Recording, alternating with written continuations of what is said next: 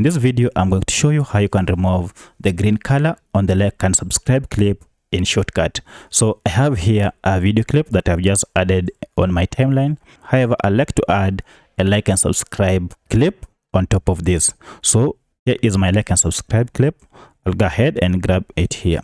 So the problem is, if I go ahead and add it on the timeline like this, if I go and play, it will display just a green background, and we don't want this. We want the background of our video to be shown, and on top of it we should have the like and subscribe. So to do so, just go ahead and create another track here.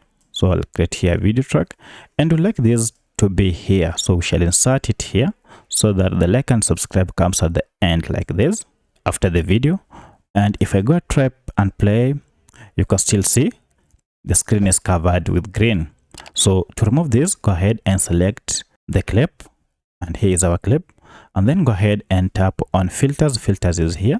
Alternatively, we can see we have filters here. So if you tap on these filters, go ahead and tap on this add filter, and then search for Chroma, and then we have this Chroma key simple. So we shall use the Chroma key to remove this green background. So if I go ahead and tap on Chroma, you'll see the green screen has disappeared.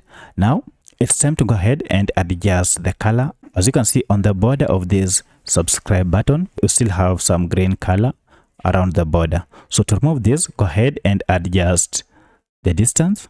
So if you adjust this, and for my case, I just like adjusting it to around 50, and you can see the more I adjust this, the more the green border disappears. Around 50 to 55, it is okay. Now look at that, that has disappeared. And now if we go ahead and play it,